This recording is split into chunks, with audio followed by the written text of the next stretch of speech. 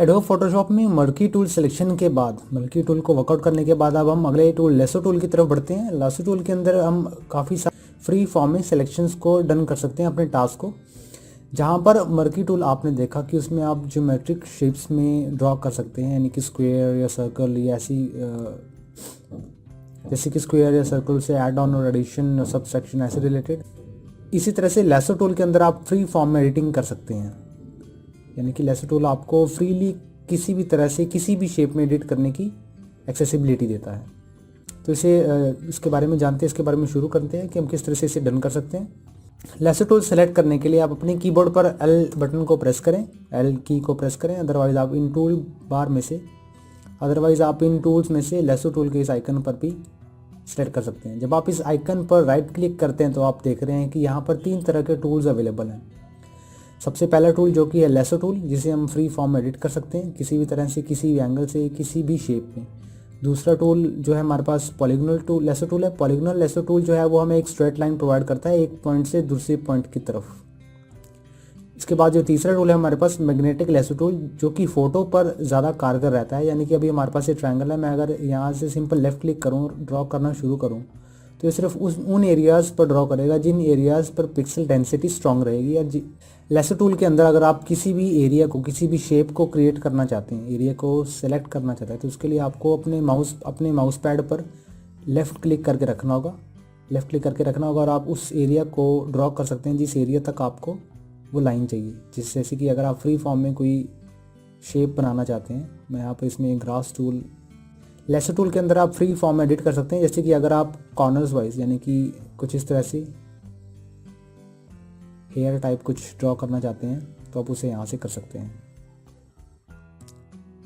कुछ इस तरह से आप यहाँ पर स्क्रीन पर देख पा रहे हैं।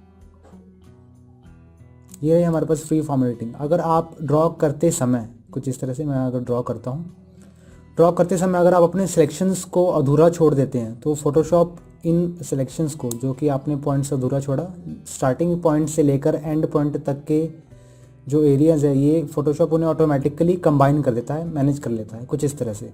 अब मैंने लेफ़्ट क्लिक ड्रॉप कर दिया, इसीलिए मुझे ऐसा दिख रहा है। इस शेप को मैं कलर देना चाहता हूँ, इसके लिए मैं न्यू लेयर ऐड करूँगा। न्यू लेयर के अंदर मैं इस शेप में ब्लैक कलर ऐड करना चाहता हूँ, तो मुझे यहाँ ब्लैक ऐड करना होगा फोरग्राउंड कलर में। आप चाहें तो इसका कलर ब्लैक से रेडिश भी कर सकते हैं। और इसमें फिल करने के लिए या तो आपको यहाँ पर एक न्यू लेयर ऐड ऑन करनी पड़ेगी, सॉलिड। इसमें आप कलर सेलेक्ट कर सकते हैं, ओके।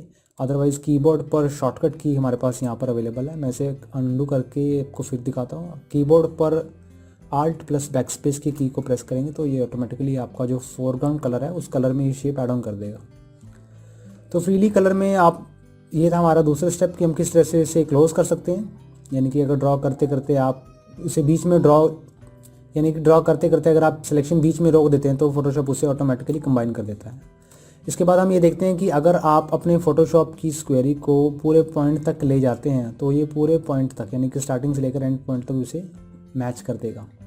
इसके बाद चलते हैं अगले पॉलीगोनल टूल की तरफ। फ्री फॉर्म एडिटिंग के लिए हम इस टूल का यूज़ करते हैं। अगला जो टूल हमारे पास है polygonal lasso tool. Polygonal lasso tool के अंदर हम किसी भी ट्रायंगल या किसी भी शेप्स में उस एरिया को डिफाइन कर सकते हैं। यानी कि अब अगर मैं यहाँ पर स्टार क्रिएट करना चाहता हूँ तो मैं उसे इस तरह से क्रिएट कर सकता हूँ।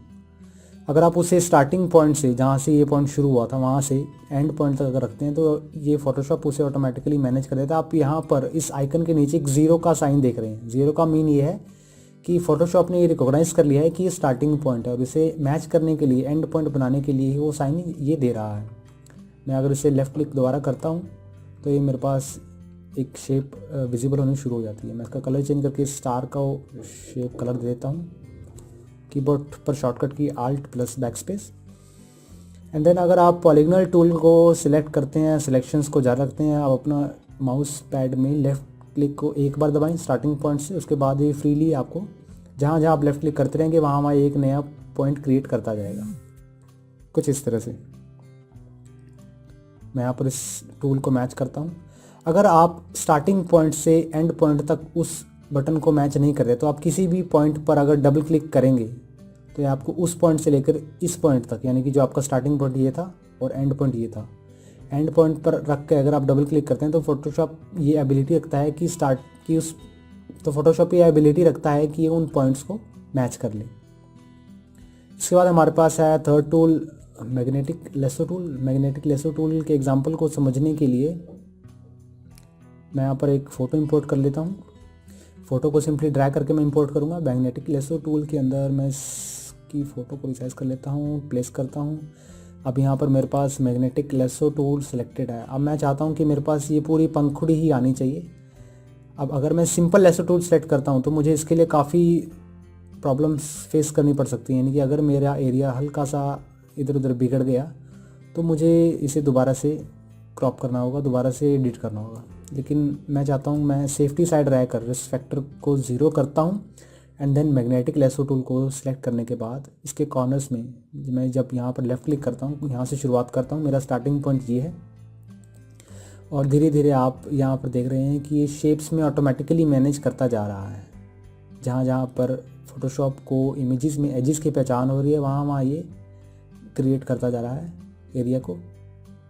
और अगर मैं इस पर्टिकुलर एरिया को चाहता हूँ तो मुझे उस एरिया तक माउस को सिंपल होवर करना है, लेफ़्ट क्लिक दबा के नहीं रखना है। सिंपल एक बार लेफ़्ट क्लिक दबाना है जब आप उस एरिया को स्टार्ट करना चाहते हैं। और स्टार्टिंग पॉइंट से लेकर एंड पॉइंट तक, जब आप स्टार्ट पॉइंट से लेकर एंड पॉइंट तक पहुँचेंगे तो आपको 0 का एक सिंबल दिखना शुरू हो जाएगा मैग्नेटिक लेसो टूल आइकन के बिल्कुल नीचे। तो इससे आप जज कर सकते हैं कि आप इस पॉइंट्स को मैच कर सकते हैं। और मैच करने के बाद आप बहुत ही बढ़िया तरीके से मैग्नेटिक लेसो टूल के ज़रिए उस एरिया को कट, कॉपी पेस्ट या उसे रीपोजिशन कर सकते हैं। तो ये थे हमारे पास लेसो टूल रिलेटेड प्रॉपर्टीज़।